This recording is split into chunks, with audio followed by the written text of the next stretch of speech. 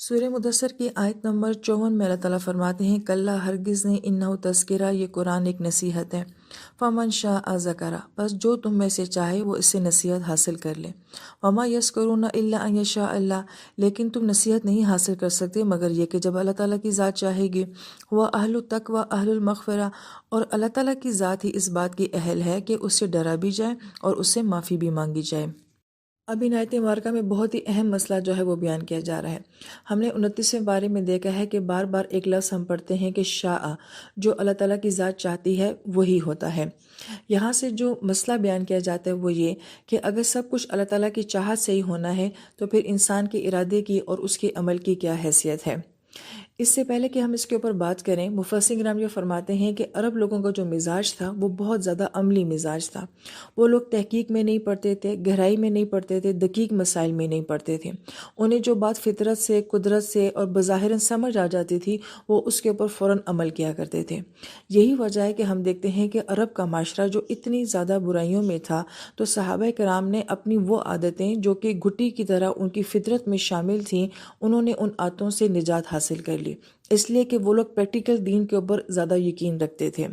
اس لیے مفسرین کرام یہ فرماتے ہیں کہ نبی علیہ السلام کا دور ہو یا ہم شیخین کا جو ابتدائی دور خلافت دیکھتے ہیں، ان میں ہمیں اس قسم کے کوئی نظریات اور کوئی مباحث جو ہے وہ نظر نہیں آتی ہیں۔ لیکن جب جوں جوں اسلام پھیلنا شروع ہوتا ہے اور باقی قومیں اسلام میں داخل ہوتی ہیں تو ان کا مزاج اتنا عملی نہیں تھا، لہٰذا وہ علمی مباحث میں، نکات نکالنے میں، دقیق مسائل میں اور بحثیں کرنے میں ان کا ذوق شوق بہت زیادہ تھا۔ اور اس میں ہم ہندوستانی لوگ بھی جو ہے وہ بڑھ چڑھ کر ہیں، ہم عمل کم کرتے ہیں، باتیں زیادہ کرتے ہیں، بحثیں چھیڑ دیں گے، طویل طویل جو ہے ہماری محفلیں سجیں گی کسی معاملے کو ڈسکس کرنے میں۔ نماز کہاں جا رہی ہے اس کی ہمیں کوئی فکر نہیں ہے، ہمارا اللہ تعالیٰ کی ذات کے ساتھ کیا تعلق ہے اس کی ہمیں کوئی فکر نہیں ہے۔ لہٰذا پہلی بات تو یہ سمجھنے کی ہے کہ یہ جو مباحث ہیں یہ نبی علیہ السلام کے دور کی یا ابتدائی دور کی نہیں ہے بلکہ بعد میں آنے والے لوگوں کی ہیں۔ پھر اس معاملے میں جو ہے وہ 3 نظریات ہمارے سامنے آتے ہیں۔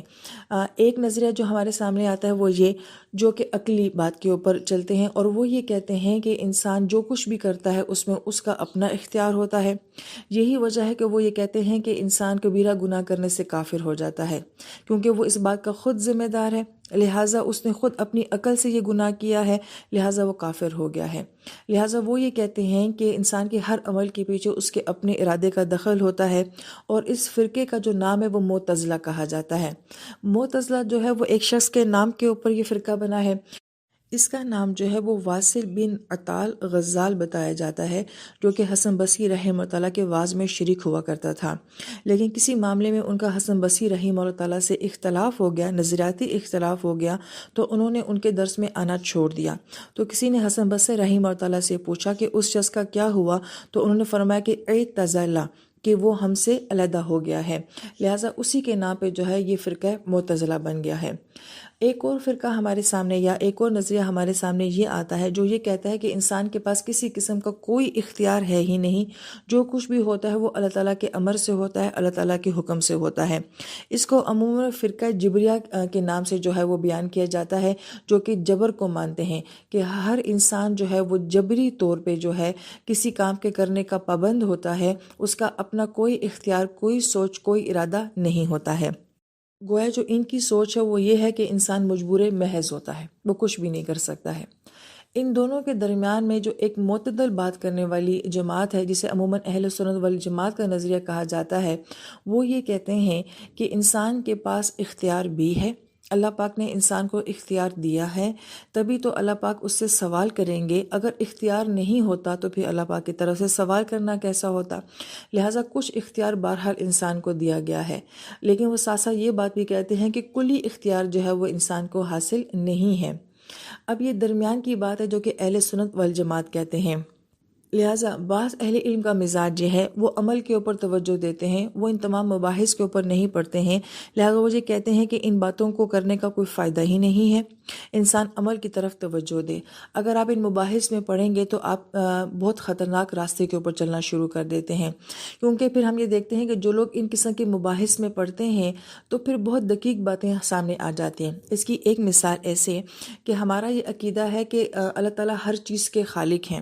تو پھر سوال یہ آتا ہے کہ اگر خیر کے خالق اللہ تعالیٰ ہیں تو پھر شر کا خالق کون ہے؟ سچ کے خالق اللہ تعالیٰ ہیں تو پھر جھوٹ کا خالق کون ہے؟ اگر ہم یہ کہتے ہیں کہ نہیں اللہ پاک نے صرف خیر کو جو ہے وہ تخلیق کیا ہے، تو پھر اس کا مطلب ہے کہ اللہ پاک کی قدرت نہیں ہے شر کو تخلیق کرنے کی، تو یہ بات بھی اللہ تعالیٰ کی شان کے مناسب نہیں ہے۔ اور اگر ہم یہ کہتے ہیں کہ نہیں جھوٹ بھی اللہ نے بنایا ہے، برائی بھی اللہ تعالیٰ نے بنائی ہے، تو یہ ایک بے ادبی کا معاملہ ہے۔ اب اگر ان سوالات جوابات میں انسان پڑ جائے تو انسان کہیں کا کہیں سے نکل جاتا ہے۔ اس لیے کہا گیا کہ مسئلہ تقدیر جو ہے یہ ایک سمندر ہے، اس میں غوطہ مت لگاؤ کہ اس میں سوائے ڈوبنے کے اور کچھ بھی نہیں ملے گا۔ یہاں پر ایک نقطہ سمجھ لینا چاہیے، کسی نے بہت پیارا نقطہ بیان کیا ہے کہ جو چیزیں تمہیں سمجھ آ رہی ہیں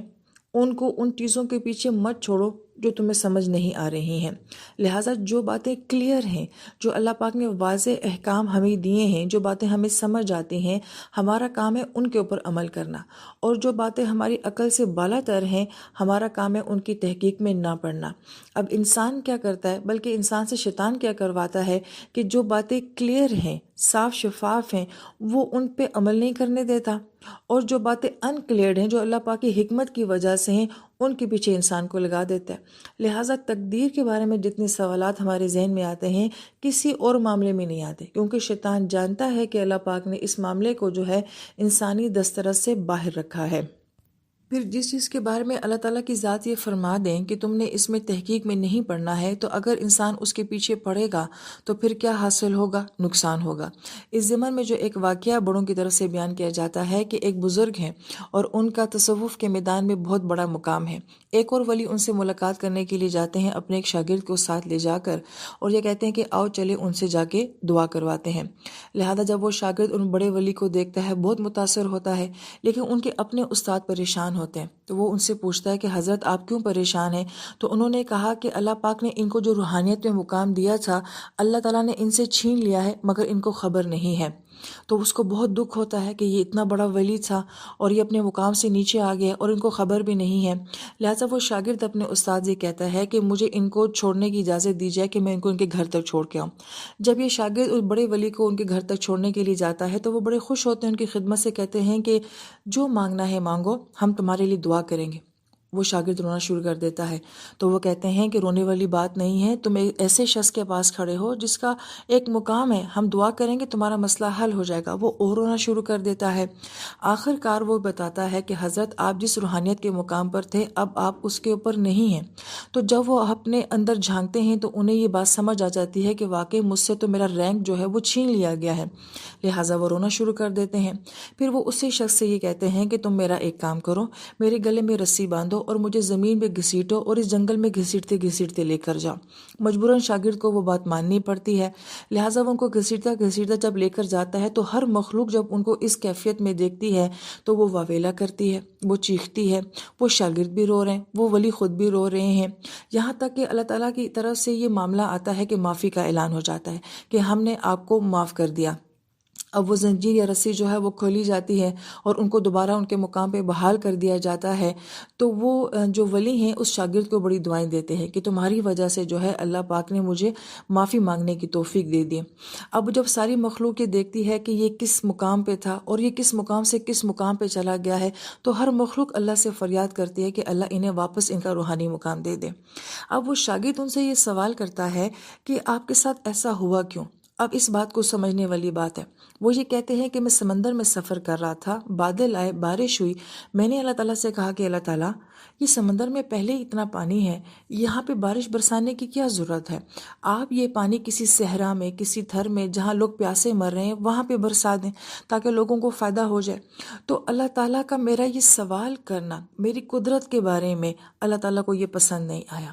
کہ یہ اللہ تعالیٰ کے غیبی معاملات ہیں۔ ہم کون ہوتے ہیں اللہ پاک سے یہ سوال کرنے والے کہ آپ ایسا کیوں کرتے ہیں اور آپ ایسا کیوں نہیں کرتے ہیں؟ انسان اپنے قد، اپنی اوقات سے بہت بڑی بات کر دیتا ہے جو کہ اس کو زیب نہیں دیتی ہے، لہٰذا یہ پکڑ کا باعث بن جاتا ہے۔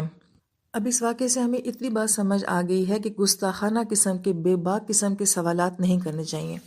اب ایک اور اہم بات جو اہل علم فرماتے ہیں کہ بہرحال انسان کے ذہن میں سوال تو آتا ہی ہے، تو اللہ تعالیٰ انسان کو ادھوری جگہ پہ نہیں چھوڑتے، لٹکتا ہوا نہیں چھوڑتے ہیں، کچھ نہ کچھ اللہ پاک کی طرف سے انسان کو ملتا ضرور ہے۔ اس بات کو سمجھنے کے لیے اشفاق احمد صاحب کا میں ایک قصہ آپ کے سامنے بیان کرتی ہوں، جس سے مجھے بھی فائدہ ہوا تھا، امید ہے کہ آپ کو بھی فائدہ ہوگا۔ وہ یہ کہتے ہیں کہ ہم اپنے بابے کے پاس جاتے تھے اور ان سے کہتے تھے کہ ہمیں تقدیر کا مسئلہ سمجھائیں، تو وہ ٹال دیا کرتے تھے، لیکن چونکہ ہم اپنا کو بڑا پڑھا لکھا انٹلیکچوئل سمجھتے تھے، ہم اصرار کرتے رہے کہ ہمیں اس کی وضاحت پیش کریں۔ تو ایک دن جو ہے بابا جی نے ہمیں یہ کہا کہ تم ایسا کرو کہ اللہ پاک کی طرف سے جو دو معاملے بیان کیے گئے ہیں، ایک اللہ تعالیٰ نے احکام بیان کیے ہیں اور ایک اللہ تعالیٰ نے وہ باتیں بیان کی ہیں جنہیں اللہ تعالیٰ نے خود بیان نہیں کیا ہے، لہٰذا تم احکامات کے اوپر عمل کرتے رہو، حکموں کے اوپر عمل کرتے رہو۔ اس وجہ سے اللہ پاک تمہارے لیے ان تمام باتوں کو سمجھنا آسان کر دیں گے جن کا تعلق اندیکھی دنیا کے ساتھ ہے۔ لہٰذا پہلے انسان کو دیکھی ہوئی دنیا کے اوپر چلنا پڑتا ہے، اس دنیا پہ چلنے سے بھی اللہ تعالیٰ جو ہے وہ اندیکھی باتوں کو بھی اللہ تعالیٰ کلیئر فرما دیتے ہیں۔ لہٰذا یہ ایک ڈائریکشن ہے کہ جو انسان جتنا زیادہ فرائض کے اوپر عمل کرے گا، جو اللہ پاک نے باتیں ہمیں واضح بتائی ہیں، شریعت کے اوپر چلے گا، اتنا ہی اللہ تعالیٰ جو ہے اس انسان کو ان تمام سوالات کے بھی جواب دینا شروع کر دیتے ہیں جو انسان کی فطرت میں فطری طور پہ جو ہے وہ اٹھتے رہتے ہیں۔ یہ بات بہت اہم ہے کہ اللہ تعالیٰ اس طریقے سے انسان کو تشفی دے دیتے ہیں۔ اس کی مثال شرح صدر ہے کہ بعض اوقات آپ کو کچھ باتیں کسی وقت پہ بالکل نہیں سمجھ آ رہی ہوتی ہیں اور آپ کا ذہن الجھا ہوا ہوتا ہے، لیکن کبھی کوئی وقت ایسا آتا ہے، کوئی سین ایسا آتا ہے، سچویشن ایسی آتی ہے کہ وہ باتیں اللہ پاک کی طرف سے کلیئر ہو جاتی ہیں، جس کو شرح صدر کہا جاتا ہے۔ وہ سوالات جو ہمیں تنگ کرتے ہیں، ہمیں پریشان کرتے ہیں، ہم جب اللہ تعالیٰ کی اطاعت کرتے ہیں، ہم جب اللہ تعالیٰ کی بات کو مانتے ہیں، ایک وقت ایسا آتا ہے کہ یا تو ان سوالات کی شدت ختم ہو جاتی ہے، یا پھر ہمیں ان کے جوابات کسی اور انداز میں مل جاتے ہیں، یا اللہ پاک ان سوالات کے بارے میں ہمیں شرح صدر ایسا دے دیتے ہیں کہ ہم مطمئن ہو جاتے ہیں کہ جو نہیں بتایا اس کا جاننا اتنا ضروری نہیں ہے۔ کوئی نہ کوئی کیفیت اللہ پاک بندے کے ساتھ ضرور ایسا معاملہ کرتے ہیں جب انسان سچائی کے ساتھ کسی بات کو جاننے کی کوشش کرتا ہے۔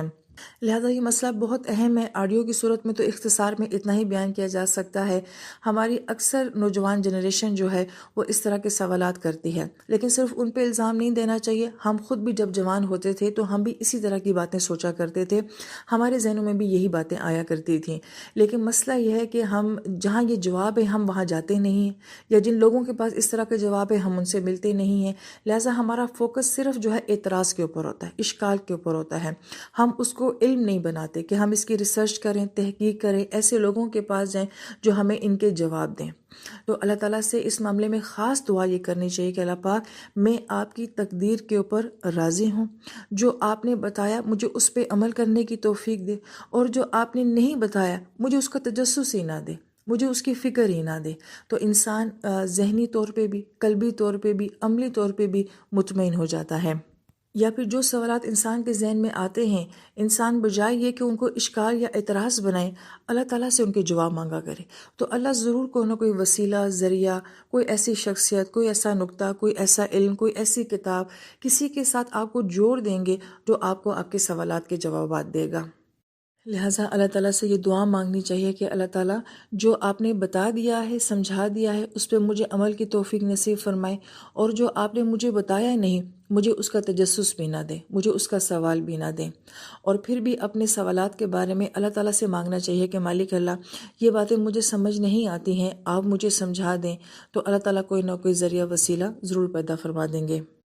لہٰذا اللہ تعالیٰ سے یہ باتیں کرتی رہنی چاہیے کہ اللہ تعالیٰ ہم آپ سے بہت راضی ہیں، ہم آپ سے بہت خوش ہیں، ہمیں اپنے رب کے اوپر پورا یقین اور پورا بھروسہ ہے۔ اور یہ بات اللہ تعالیٰ سے کہتے رہنا چاہیے کہ اللہ تعالیٰ کہ جو خیالات، جو سوالات میرے ذہن یا دل میں آتے ہیں میں وہ اپنے اختیار سے نہیں لاتی، تو جو چیز میرے بس میں نہیں ہے اس کا تم مجھ سے سوال نہ کرنا، اور جو چیز میرے بس میں ہے تو اللہ تعالیٰ اس کے لیے میرے لیے آسانیاں پیدا فرما دینا۔ لہٰذا اللہ تعالیٰ سے ہم یہ دعا کرتے ہیں کہ اللہ تعالیٰ ہمیں ذہنی، قلبی، علمی ہر طرح کا ایمان نصیب فرمائے۔ آمین یا رب العالمین۔